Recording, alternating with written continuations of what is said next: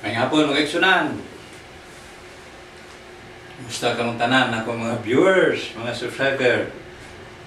Salamat po kaninyo sa tanang panahon na kamo kapatalinghog, aminaw sa akong mga mensahe, mga kaigsunan. Daghang salamat kanyo tanan. Akong gina-welcome kanunay kamo mga viewers, mga subscriber. Kamo'y nagahatag kanako inspired kanunay. Ingon sa akong mga kagalaan, kaperintihan nga lagumbay pabili. Kauban ako kanato nga budlay sa buhat sa Ginoo, tapi sa mga literature evangelist kauban ako ng isuna sa Iligan City, mga isuna. Kauban ako sa mga seminaryan, mga kaisuna ning sa ko. Kauban kanato sa MACPA Federation Executive Committee. Almost 14 years kita kauban dia sa opisina sa MACPA Federation Executive. Ingon sa akong i-handle sa na dia sa duha ka asosasyon, sa MACPA Asosasyon ug PUHA Asosasyon, mga sunan, og diha sa ato iglesia sa Tambaka sa St. George. Almost 21 years ako pag-handle diha. Nabulag lang ko ninyo kadyo jutay kumika ni amang ko dere petitionan ko akong anak din sa US sunan sa ipadayon ako ang sunan ng akong mensahe sa pagwali tabi na sa mga serbisyo, sa mga funeral services, communal services. Kung ipadayon ang sunan kag mensahe mo sa akong buhaton, mintas as long aduna patay ginhawa na patay kinabuhi paday tag mensahe. Dili nato unungon ang pagwali pagmensahe mintas amtang aduna patay igon kusog mga kaigsunan. Almost 72 person nga soul nga akong giservisyon sa funeral services, mga kaigsunan. Hindi ko malimot ninyo, mga kaigsunan ako, Iglesia Tambaka. Uban-uban kita, adlaw o gabi pagservisyo o sa gapadayon hapon ko sa pagmensahe, mga kaigsunan. Salamat ako nila ni Randy, ni Rachel sa pag-support sa akong ning mensahe, mga kaigsunan. Kung wala sila, di ko makahimo ni mga kaigsunan. Dili basta-basta makahimo kita sa pagmensahe. Kay dili minisama sa uban, mga kaigsunan. Dito lang nimo dayon i-upload kini agi hanay ko yun nato, mga kaigsunan. Kay pulog man siya Ginoo, mga kaigsunan. Usa tugtunan, mga kaigsunan, kini wisdom, kaalam, mga kaigsunan. Sa di ba ko mauto sa unahan sa magambot ta, mga kaigsunan. Labing gamahanan nga Diyos sa makausapan. Nagsalamaton kami kanunay diha kanimo sa imong pagkamaayo kanamo Ginoo. Panalangin kini ang mensahe sa ngalan ni Jesus. Amen. Mga kaigsunan, dinhi sa Santiago chapter 1 verse 5, mga kaigsunan. Importante kayo sa alang sa pagkatauhan, labi na sa mga estudyante, mga kaigsunan, bisan sa sinaguan pa, kinahanglan jud nato ang kaalam, mga kaigsunan. Ang kaalam mas bililhon pa sa handi, mga kaigsunan. Diri nagaingon sinulat ni Apostol Santiago chapter 1 verse 5. Diri nagaingon, Hinoon kinahanglan nga mangayo siya uban sa pagtuo sa walay pagduha-duha. Mga kaigsunan, kinahanglan mangayo ka sa walay pagduha-duha. Atong usbon, mga kaigsunan, sinulat ni Apostol Santiago chapter 1 verse 5 to 6. Mga kaigsunan, diri nagaingon, ug kung aduna man kaninyo'y nakulangan o kaalam, papangayo siya sa Dios nga naghatag ngadto sa tanang mga tao madagayaon gayud ug sa walay pagpamuy-puy ug kini igahatag kaniya. Kung ikaw nakulangan ka og kaalam kanimo, labi na mutik ka og board ug exam ug uban pa diha, mga estudyante, kinahanglan jud di ta magsalig sa atong gugulingon kundi mangayo taw kaalam sa Ginoo, mga son. Sa 6 din nigon, Hinoon nay kondisyon sa Ginoo, sinulat ni Santiago. Hinoon kinahanglan nga mangayo siya uban sa pagtuo. Kinahanglan mangayo ka sa Ginoo sa kaalam, kinahanglan uban sa pagtuo. Nga imo nang madawat ayaw pagduha-duha. Kinahanglan hugot jud ang imong pagpangay sa Ginoo nga maangkon nimo, mapangayo nimo ang maong kaalam. Diri sa walay pagduduha kay siya nga nagaduwa-duwa sama sa balod sa dagat nga ginahapdos, ginakusok-kuso sangin mga kaigsunan na kondisyon sa Ginoo. Kinahanglan ang imong pagtuo ting positive gyud ang sunan. Ayaw pagduwa-duwa kay sama tao kung sa balod nga gikusok-kuso mga kaigsunan.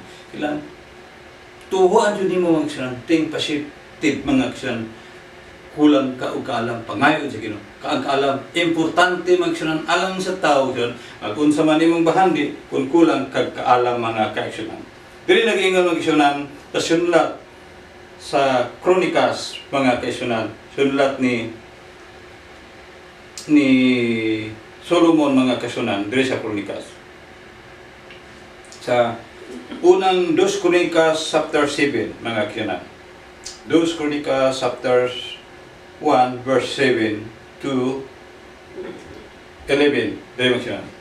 Niadto gibiuna ang Dios mipakita kang Solomon ug ingon kaniya, pangayo sa bisan unsa akong ihatag kanimo.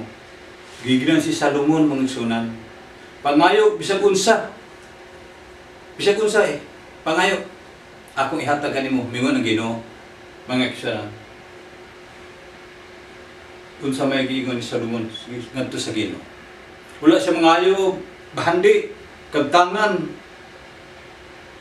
ang iyang gipangayo sunan usalan mao ang kaalam. Kaalam mga kaigsunan ang ipangayo ni Solomon ngadto sa Ginoo sunan. Diri sa 10 ladto sa 10. Hatagan ako karon sa kaalam ug hibalo aron ako mugula ug musulod sa tubangan ining katawhan.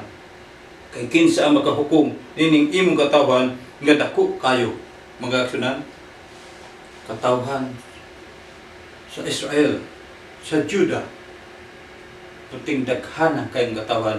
Usa si Haring Solomon, hari siya, nagkinahanglan siya og kaalam, nga siya kaalam sa Ginoo, usa mingon siya hatagi ako kaalam.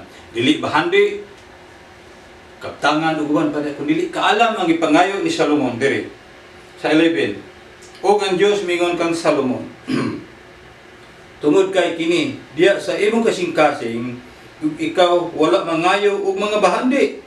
Pagkadato, kung kadungkanan, ni sa kinabuhi. Nila nga nagadumot kanimo, ni mangayo ka sa hataas nga kinabuhi, kundili nangayo ka sa kaalam sa kahibalo, alang sa imong kaugalingon aron ikaw magakum sa akong katawhan nga sa ibabaw kanila himo ikaw nga hari. Mga kaigsunan, i-appreciate sa Ginoo si Solomon. Wala siya mga bahandi kaptangan uban pa diha. Mga kaigsunan, kundi kaalam ang pangayo ni Solomon aron unsaon niya pag-manage sa iyang mga katawhan sa Israel mga kaigsunan, gumikan sa kadaghanan busa. Importante yun mga kaigsunan, kaalam. Labaw sa tanan, labi na, sa atong pamunuan, sa atong nasod mga kaigsunan. Kung atong pamunuan sa atong nasod mga kaigsunan, kung kulang kaalam sa mga desisyon, sa mga planning, uban pa diha, pag dumala sa iyang nasod, sa iyang katawhan, magtabulaan. Walay maayo pag dumala. Apan, kung ang tao nga maayo kaalam, mga kaigsunan, malipayon ang nasod. Kung ang tao nagadumala sa itong nasod, maalamon. Mga kaigsunan, ang kaalam ni Solomon nagauswag. Sa diha, first trial ni Solomon, gisulayan siya sa duha ka babae nga nag-ilog sa bata. Kaya ang bata namatay man, unya giilugan sa duha ka gikan. Apan ang katong tinuod nga ginikanan mga kaigsunan moy naga pasensya nagpaubos nga ihatag na lang ning bata kay Picasso ng bata mingon ang tinuod nga ginikanan hatag na lang kani busa si Solomon nabantog ang iyang alam nga sulbad niya ang problema sa duha ka ginikanan nga din ang bata wala mapatay kundi gihatag ato sa tinon ka. Importante ang kaalam mga kina labaw sa atong kagalingon sa asar ta nga dapit nga lugar, nag-asar ta dapit ang kaalam importante labaw pa sa handi o rubi ang kaalam mga kaigsunan. Diri mga kaigsunan, Naigon, Shuba, muhatag og kaalam, Proverbs chapter 2 verse 6, Proverbs chapter 2 verse 10, ang kaalam, hulog sa imong kasing-kasing, Proverbs chapter 4 verse 7, ang kaalam, labaw pa sa mga butang mga kaigsunan. Inatunta, nining kapunon magsunan, importante yun magsunan, ang kaalam. Maangko na ito ni kaalam, ato pa ngayon, ngadto sa Ginoo sa kasing-kasing ngayon, nga ban sa pagtuo, walay pagduduha, nga din mga tag-alam sa Ginoo. Ngayong kapunon, dagasalamat kanyang tanan sa pagkaligaw. Ang kaalam, importante. Atong kinabuhi, labos sa tanan, ngayot tas Ginoo. Dagasalamat kanyang tanan ngayong hapon.